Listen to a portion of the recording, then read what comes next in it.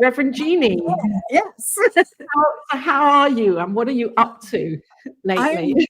I'm good. I had hip surgery in the end of 2024, so doing well. Just getting over PT and everything. So getting back out and moving. I've been really blessed to recover very well from my joint replacements. So that has been what's taking my most attention, is making sure that I'm up and moving. So that there, and I'm set up for speaking engagements already this year. I made sure while I was off at the end of last year that I reached out to new churches and opportunities, so that my partner and I can travel. I love it to. That's how I justify going different places is, I'll go speak at a church. So let's spend a week doing it. So I love it. You're on tour. Yeah, it's, I get both of them in there. And my partner does drum circles. She has a business for that. So we have actually created a workshop putting together the idea of change your thinking, change your life with somatic practices of drumming. So, wow. It's really kind of a neat thing that we get to do together, and that this is not just like a church thing, but it's also like a secular thing that we can bring to different communities. And so that's kind of like our new baby, so to speak. Does it have a name? It's called Soulfire Vibe. Soulfire Vibe. Mm-hmm. That sounds amazing, because it feels as if you can travel with that into businesses and organizations. And exactly. And it's ignite the light within. So, that's what we're looking to do. What an exciting beginning for the new year. Absolutely. Yeah. Because I know last year you said that you were really working on your speaking career, opportunities and possibilities, and this feels like you've really next leveled it. Yes, I really have, and I'm really enjoying having the opportunity and meeting new people. While I'm very much an extrovert on stage, when I get into situations where I don't know anybody, that's a little different. It's easier for me to be vulnerable and authentic without interaction than when there's like a group of people. For some reason that really is scary for me. So oh my gosh, thank you so much for sharing that, Reverend Jeannie, because your articles are all, the essence of what you bring is stand up, shine out. And that feels really beautiful that you've shared that piece, that it takes work sometimes. It's not always come naturally to be that way. It takes an intention and a decision. Absolutely. Yes. Yeah. I love that intentionality and a decision and a commitment to do it. And a commitment to doing it, definitely. Yeah. Duvets do sound easier sometimes than they under them. Exactly. Reverend Dr. Lynita, you're here. I am. How are you? What's happening in your world? I am doing wonderfully well. The primary thing happening in my life right now is my daughter is getting ready to go to college. Yesterday, I know, exactly. I'm still trying to wrap my mind around it, because, in my mind, she's still my little baby, but no more babies. I actually put the deposit on her dorm room yesterday. So it's real. The money has started, So Professionally, I am very excited to launch my new community on the forum platform the first week of March, Women's History Month. And I have a book collaboration that I've led coming out at the end of March as well through the Georgia Association for Women Lawyers. It's 16 of us who have come together to share our stories about persevering, overcoming, and releasing this overstressed, overburdened, overworked lifestyle that we were all told we'd have to be successful attorneys. Mm. Yes. And then April, Yeah. I have my annual retreat coming up, the Prioritize and Empower You retreat. So it's a whole lot going on. I'm excited though. And I'm very blessed, very grateful. And I have 3 articles coming through with Divine CEO, February, March, April. So Yes, finally got those in you with did. Dr. Laura. Thank So I'm you. I was a little late, but I'm straight. No, you're there. You're there. You're on time. Thank you. That sounds so exciting. Tell us more about your forum that's happening, your membership. Right. So it is my place where we will all be able to congregate finally. I have not had a group in quite some time. Like most of us, we started off with Facebook groups, and I just wanted to come off of social media. I wanted Yeah. a place where our content would belong to us and not to Big Brother. And I wanted a place where we could be vulnerable and transparent, and that it is warm and nurturing and loving. Because we are all high achieving women and we need support, and we need to be in a place where we can gather with our sisters in a trusted space. And so that's what I have created, and I'm really really excited to launch that. What's Nice. it called, Dr. Lynita? Boundaries to Brilliance. Mm, Ooh, I love that. Thank you. Love it. yeah. Yeah. Thank you. Boundaries to brilliance. Yeah. Yeah, So that makes sense with I mean logical sense, that title, the way what you've called it, because I know you had done so much work or journeying on your for yourself around boundaries in terms of what you say yes to taking on board in your life yes.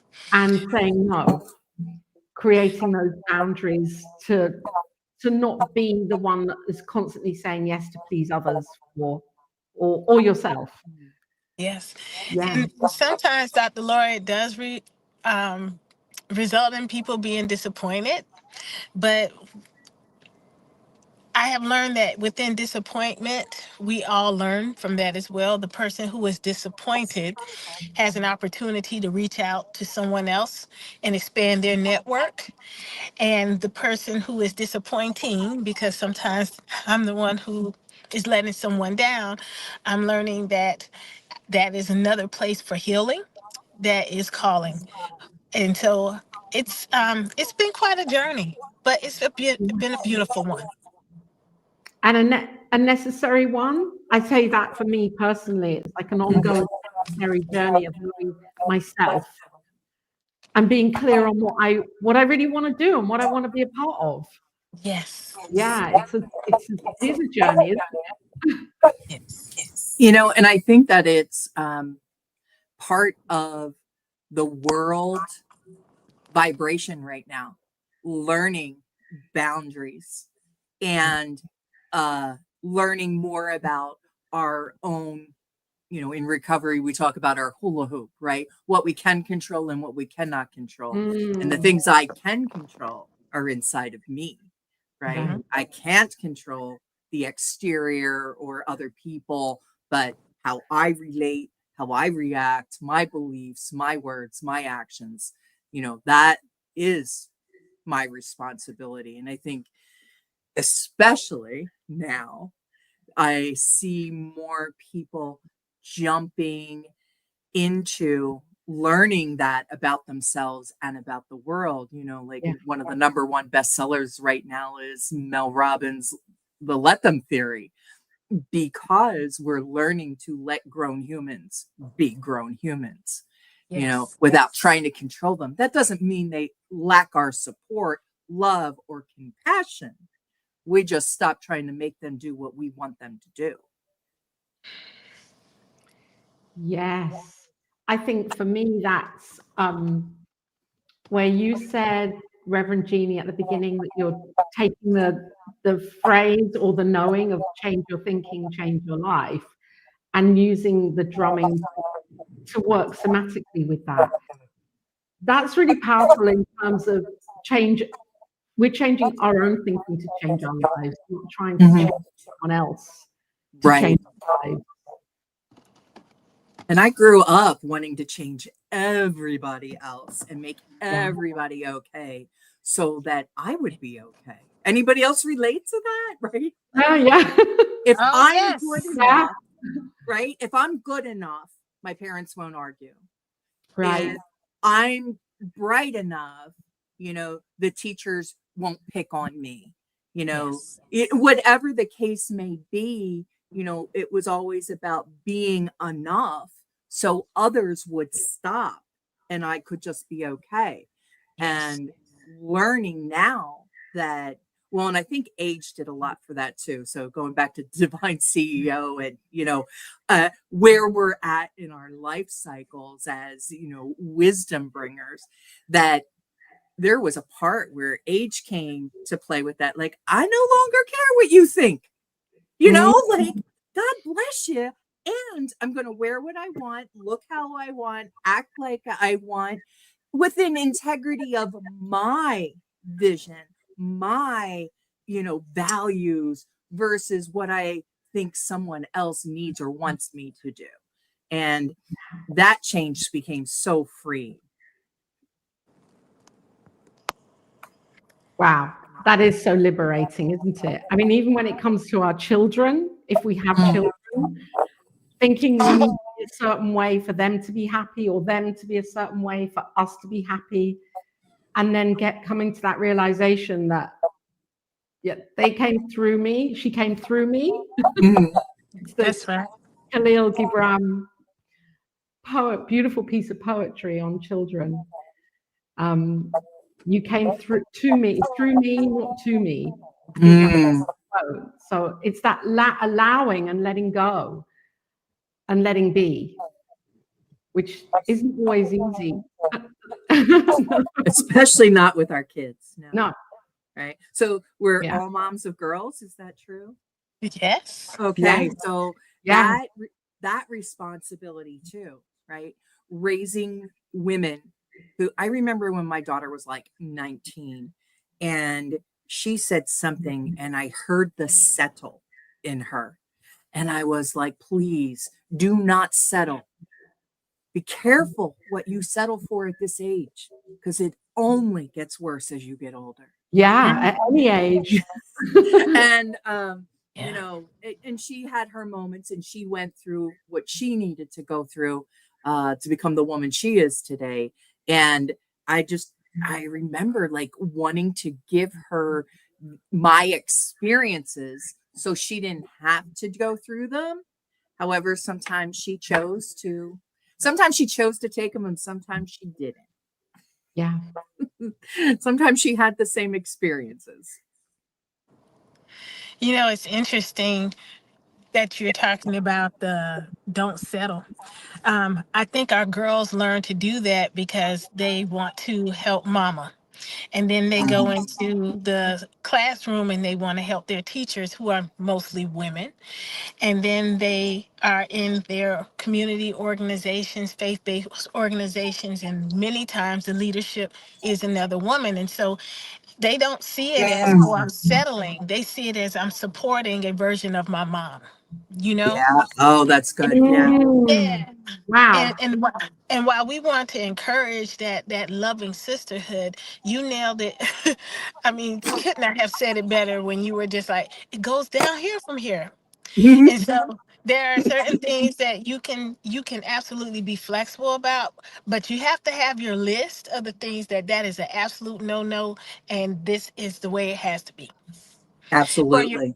for your own self-preservation, you know? Yeah, I Yeah. so agree on that, because going back to your boundaries to brilliance, right?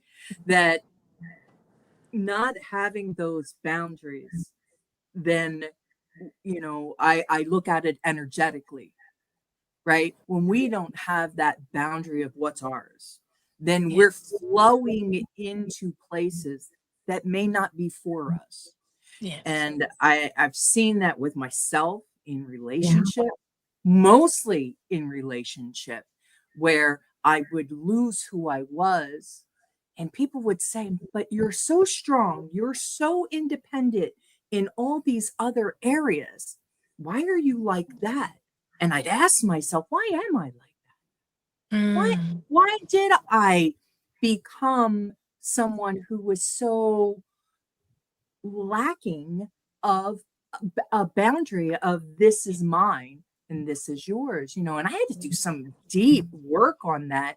And a lot of it came down to some of the things that I address in workshops about, my victimhood or my martyrhood, my people pleasing, the controlling, the things that I use to make me okay by making others the bad guy in my life.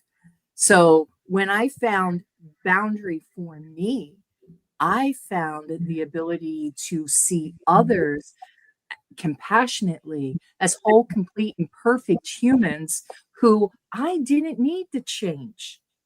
I got to believe what I believe about myself, being whole, perfect, and complete in divine source energy, that you are too.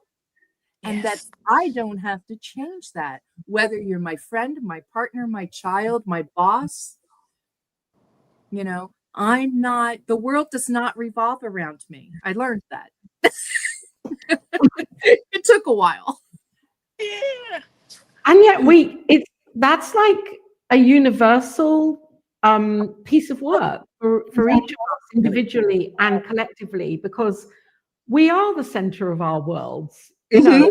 Our lives can be myopic, and the things that we do and where we put the knives and the forks in the drawers and whatever, it can get down to that granular level of how we live and how we like to live. And then it takes courage for me to then put all that aside and say, okay, that's happening. And now the bigger picture, the greater, the Mm. more that I can be of service in Yeah. what way I can or not. And then coming back to, and what both of you are saying for me is, well, how can I do that in line with my values? Mhm. I'm not then subparing on those values in order to keep a situation happy or a person happy or an organization happy or Mhm. whoever, whatever. For me, it's a continual piece of work. Yeah, staying in alignment with my values. I think that learning what your values are, Yes. right?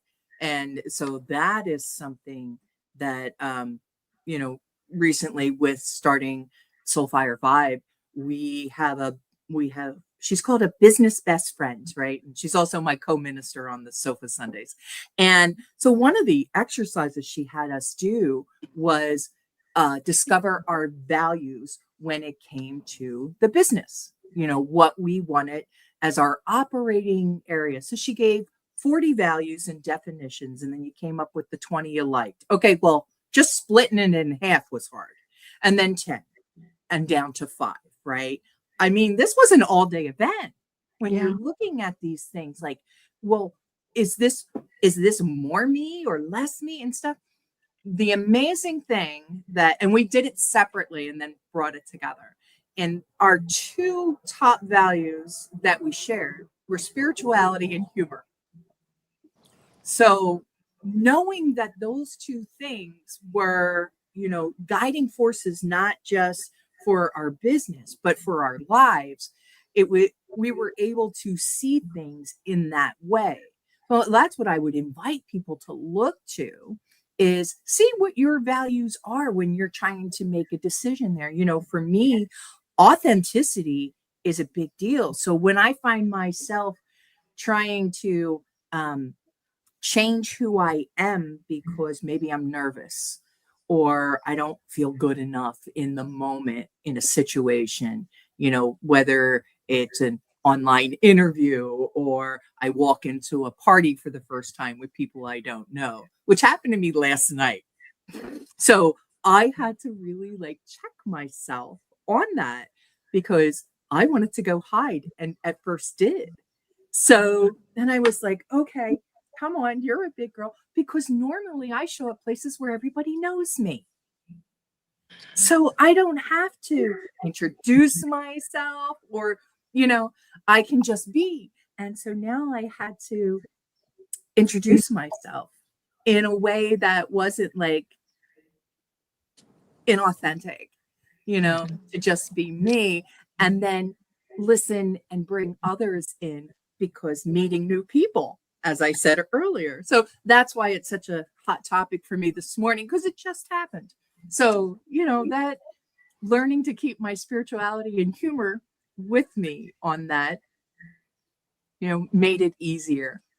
I still have work to do. That's what I discovered last night. Haven't I we still all? have work to do. Dr. Jeannie, I'm the exact opposite. I'm used to being the only person in the room and I don't know anyone. And so I have learned how to just pretend like everybody's my friend and to kind of morph so that we can find commonality. Um, but I'm bringing it up because I wind up in the same place as you, as having to have that come to Jesus moment of real Lynita is great for this space. We don't have to do that. But when you've done it for most of your life, it is hard. And old habits do try to sneak back in. So even when you're living this beautiful, authentic, transparent life, old habits, just because those pathways have been defined, it's easy to go back down that road. And so going back to boundaries, it's really important that we put those boundaries up so that we don't, that we embrace this new way of living, this new energy, really embracing the feminine divine within all of us. Yes, and unifying that with the masculine so that we have this amazing, a flow and a structure together. So that for me, so that I'm not kind of oozing out everywhere, I have a structure and a kind of a foundation that I feel like the riverbanks that I can say, okay, I'm in the flow of this river right now. Yeah. I like that, going back to what you said, Dr. Lynita, about the pathways being, our go-to, because that is why we're trying to do the somatic drumming with it, to change those saboteurs to our sage brain thinking, the part that says, okay, so normally I would do blah, blah, blah, because that's my go-to. And like I said, my go-to, I went outside, I went away, and then it was like, okay, bring it back, so it, I always say we don't have control over that first thought, but we have control over what we feed it. Yes. Right? Yes. So, it pops in there. Okay. And now what are you going to do with this? So I love, like you said, we know our boundaries. We know what feels good to us. We know what is authentically us and ours. Right? And the more we're doing this work and the more loving we are to ourselves and to others, we know the difference between empathy and compassion and overstepping. We're learning that process. And I laugh about that because, again, as mothers of daughters, and I only have a daughter, so I don't know.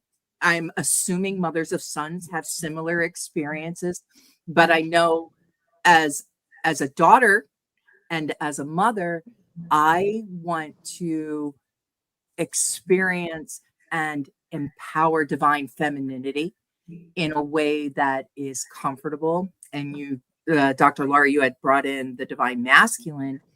I think I spent a lot of time, especially being, in management early in my, life and my career, really going into the masculine part to be assertive in situations. So I think sometimes I overcame who I was. And then I'm also a gay woman. So at that point, I think I took on a lot of masculine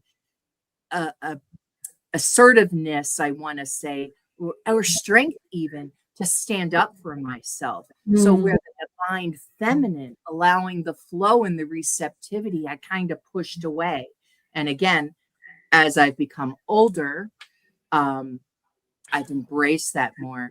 And I'm assuming, as a high-powered person, Dr. Lynita, as a lawyer, you probably experienced a lot of that yourself. I still do. One of the parts about life is, we do these 360 reviews. You have the experience on the front end, and then you have a revisit. And the revisit for me is always from the perspective of the person that either I felt like I was being assaulted by, victimized by, pushed down. And I'm seeing it from their perspective, and I'm able to release and forgive. But to have that experience does require a revisiting of the energy and the emotion surrounding it. And Yeah. and it's not always negative, and so sometimes it can be very seductive to be pulled back into that lifetime. This past week was kind of that for me, because I had an opportunity to be part of a collaboration.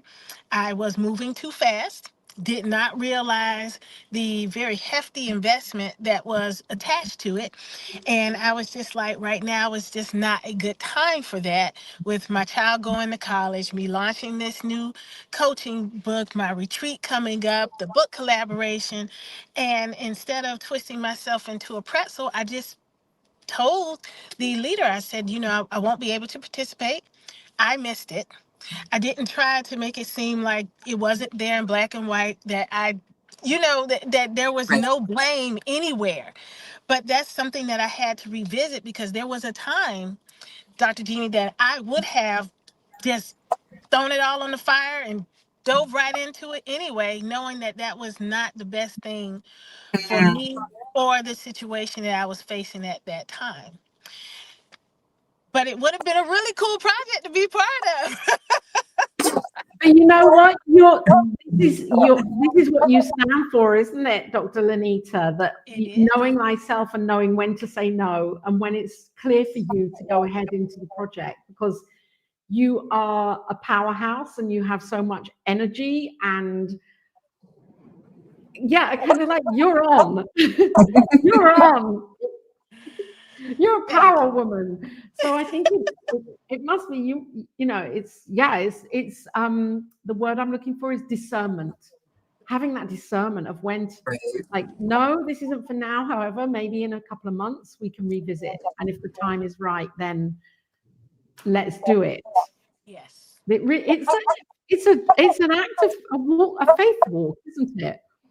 It A walk of faith, knowing that if something isn't right and aligned in that moment, that there will be other opportunities. This isn't the last time something amazing is going to come forward. I love that. And I'm all like, because we're at 30 minutes, but we'll keep going for a little bit longer if you want. Well, I was going to say, because I was telling you about that class I'm in, and she calls it roots and fruits, right? So like my root is the opportunity, and that's the thing I'm looking to see come to fruition, right? And I love opportunity, because you're right. If it's not the right opportunity at that time, and we have that discernment, it'll come around. What is yours will never leave you. Yes. It is yours to have. Yes. And if it's not, I don't care how far you run, you're not gravity. Exactly. That's right. Well said, Dr. Jeannie. Yes, absolutely, yes. Oh, wow. What a conversation. I know we could sit here for another 2 hours Yes. chatting like this. However, it's a 30-minute show. And I'm pleased I made it this a 30-minute show because it kind of packs in the conversation quite tightly. So, so for viewers, if you're here, welcome. I needed to say that at the beginning, but I didn't. So I'm saying it now. And you can find Reverend Jeannie at Begin Within Ministries, which is on Facebook and YouTube. And you can find Reverend Dr. Lynita at reverenddralynita.com. Reverend Dr. Lynita Blackwell.com. Mitchell Blackwell, sorry, leaving out your names here. And both of you have amazing offerings and services and products and projects that you're bringing forwards into the world. And you're both, you know where else you can find us? At DIVNINE CEO Magazine. Yes, you can. Yes, which is going past here on the banner. Sign up for the magazine and you will get your Sunday morning drop, which I think is working in a cool way because it's 3 or 4 articles every week rather than a big dose at the beginning of the month. So it just gives us a little more space and something to ponder on for the upcoming week. So on the website, DIVNINE-CEO-Connection.com, you can find Reverend Jeannie's articles, you can find Dr. Lynita's articles, and if you sign up to this week, you'll get your Sunday morning drop the next Sunday. So welcome to DIVNINE CEO for you if you're joining and signing up. And thank you, Reverend Jeannie and Dr. Lynita, for being here and shining your light today. Thank you. Thank you.